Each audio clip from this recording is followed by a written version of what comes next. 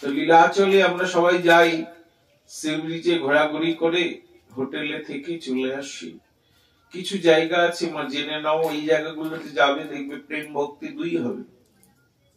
যেমন লীলাচল থেকে 25 kilometre 25-26 kilometre দূরে আলারনাথ বলে একটি জায়গা আছে, নীলগিরি পর্বত। এখানে শ্রীমান মহাপ্রভুর সর্ব অঙ্গের চিহ্ন সমন্বিত একটি প্রস্তর খণ্ড এখনো পূজিত হয়।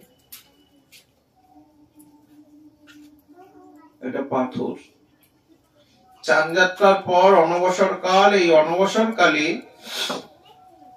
যখন আর জগন্নাথ মন্দিরে জগন্নাথকে দর্শন করা যায় না, সেই সময় শ্রীমান মহাপ্রভু সিংহদ্বারের কাছে গিয়ে কান্নাকাটি করছেন, হা জগন্নাথ, হা জগন্নাথ, হা জগন্নাথ বলি প্রভু করাইর দান।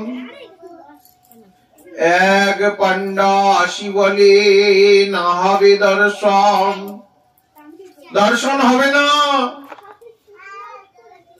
প্রভু বিরহ তাপে সমুদ্রেতে ঝাঁপ দিলা, দর্শনই যদি না হয় তাহলে এই দেহটাই আর রাখবো না। সমুদ্রে ঝাঁপ দিলেন। অমনি জগন্নাথের আকাশবাণী হইল, আকাশবাণী হলো, চৈতন্য এই অনবসর কালে নীলগিরি পর্বতে আলারনাথ রূপে আমায় তুমি দর্শন করো। ওখানে আমার শঙ্খ চক্র গদা পদ্ম চতুর্ভুজ রূপ। কোথায় নীলগিরি পর্বত? শ্রীমান মহাপ্রভু নিমিষে সেই নীলগিরি পর্বতের তটস্থিত আলারনাথ মন্দিরের সামনে দাঁড়িয়ে রইলে। কোথায় তুমি? আকাশবাণী হলো, তুমি তো এখানে আমায় আলারনাথ স্বরূপেই দেখবে। আলারনাথ স্বরূপে দেখতে দেখতে দেখতে দেখতে শ্রীমান মহাপ্রভুর প্রেমে পাথরটা বিগলিত হতে থাকলো। বললেন, দেখো মহাপ্রভুর প্রেমে পাথরটা গলে গেল। প্রেমবদান্যময় ঠাকুরের প্রেমে ওই পাথরটা গলে গেল।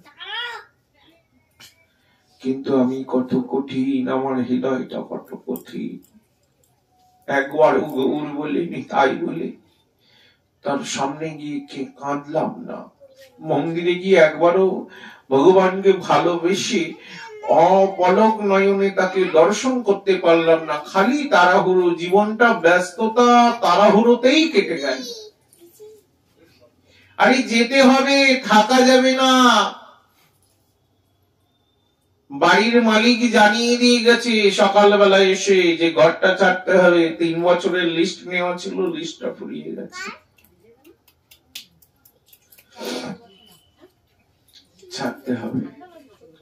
তা যেই বাড়িটা আমার নয় সেই বাড়িটাই যত্ন করে কিলাম। যে বাড়িটা আমার, এই বাড়িটাকেই যত্ন করতে হবে। হরিনাম দিয়ে, প্রসাদ দিয়ে, চরণামৃত দিয়ে। বলে আমরা মাঝে মাঝে পাই, বলে বিষ একদিন খেলেও কাজ করবে, মাঝে মাঝে খেলেও একই কাজ হবে। ভগবানের প্রসাদ চরণামৃত পেতে হবে, হরিনাম করতে হবে, তার সান্নিধ্যে যাওয়ার জন্য চেষ্টা করতে হবে। এই চেষ্টার মাধ্যম দিয়েই একদিন আমরা গৌর গোবিন্দ লাভ করতে পারবো।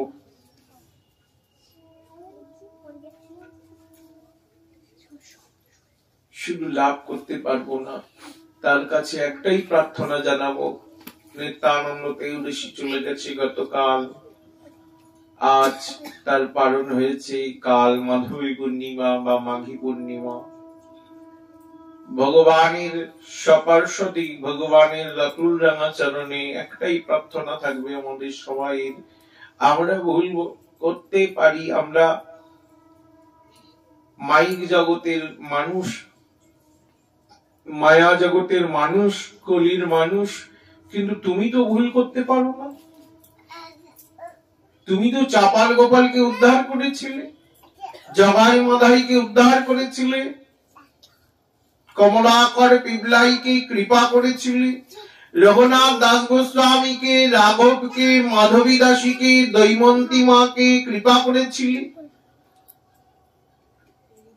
আটিসারায় অনন্ত আচার্যকে কৃপা করেছিলি, দুঃখী কৃষ্ণ দাসকে কৃপা করেছিলি, ঠাকুর নরোত্তমকে কৃপা করেছিলি, তোমার কায় বহু। সেই রকম ভাবে এই কলিহত জীবকে তুমি কৃপা করো,